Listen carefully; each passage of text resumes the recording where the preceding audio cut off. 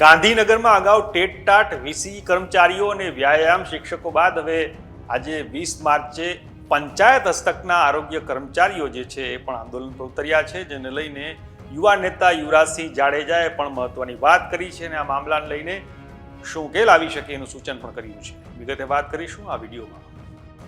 નમસ્કાર, તમે જોઈ રહ્યા છો વાઇબ્સ ઓફ ઇન્ડિયા અને મારું નામ છે પ્રાણ. વાત છે આરોગ્ય કર્મચારીઓની, તો આ કર્મચારીઓ આજે ગાંધીનગર આંદોલન કરવા પહોંચ્યા હતા. સૌથી પહેલા તો જાણી લઈએ કે આ આરોગ્ય કર્મચારીઓ શું કહે છે, તેમની માંગણી શું છે. અમારા 25,000 કર્મચારીઓ જોડાયેલા છે અને રાજકોટ જિલ્લાના 1000 કર્મચારીઓ જોડાયેલા છે. અમારી મુખ્યત્વે સરકાર પાસે બે જ માંગણી છે.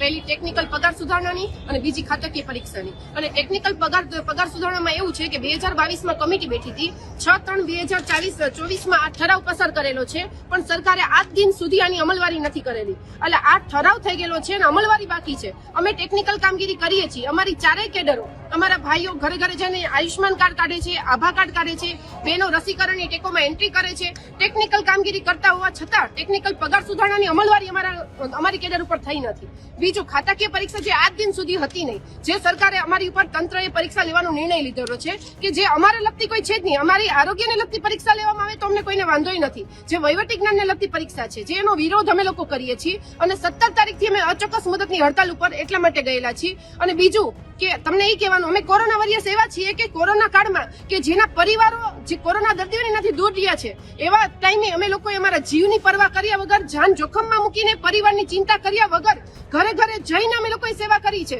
અને એ સમયે સરકારે અમારી પર થાળીઓનો ગડગડાટ કર્યો છે અને ફૂલોની વર્ષા કરી છે. એ કોરોના વોરિયર્સ છીએ, છતાં અમને અમારો હક નથી મળતો અને અમારે ના છૂટકે આ અચોક્કસ મુદતની હડતાલ જેવું શસ્ત્ર ઉઠાવવું પડ્યું છે. સરકારને અમારે નમ્ર નિવેદન છે કે અમારી મુખ્યત્વે બે માંગણી અમને સોલ્વ કરી આપો, તો અમારે આ હડતાલ ઉપર જવાનો કોઈ પ્રશ્ન રહેતો નથી. હવે આ માંગણીઓને લઈને યુવા નેતા યુવરાજસિંહ જાડેજાએ એક સોશિયલ મીડિયા પોસ્ટમાં લખ્યું છે કે આ આરોગ્ય કર્મચારી છે નહીં કે આતંકવાદી. આરોગ્ય કર્મચારીઓની માંગણીને સરકારે 2022માં નિમેલી કમિટીના 13 માર્ચ 2024ના અહેવાલ મુજબ ટેકનિકલ કેડર ગણીને એ મુજબ પગાર ધોરણ સુધારવા અને ખાતાકીય પરીક્ષા રદ કરવાની સૂચના આપી હતી, જેનો હજી સુધી અમલ કર્યો નથી. ત્યારે આજે માંગ પૂરી કરાવવા કર્મચારીઓ એકઠા થયા અને પોતાની વેદના છે એ વ્યક્ત કરવા ગાંધીનગર પહોંચ્યા તો અટકાયત. એવો સવાલ કરતા યુવરાજસિંહે લખ્યું કે સરકાર હવે એસ્મા એક્ટને આગળ ધરીને કર્મચારીઓની હડતાળ સમેટવાનું જોર લગાવી રહી છે. જરૂર પડે ત્યારે અક્ષરોના લટકણિયા લગાડી નવાજી દેવાના, બાકી જ્યારે વાજબી માંગણી રાખે ત્યારે અટકાયત કરી અવાજ દબાવવાના. આ તે કેવી ડબલ એન્જિન સરકાર! જીવને જોખમમાં મૂકીને આરોગ્યની અમૂલ્ય સેવા કરનાર, જેમને એક સમયે કોરોના વોરિયર્સ કહેવામાં આવતા, આ કર્મચારીઓ પોતાના પ્રાથમિક હક અને અધિકાર માટે કરગરી રહ્યા છે.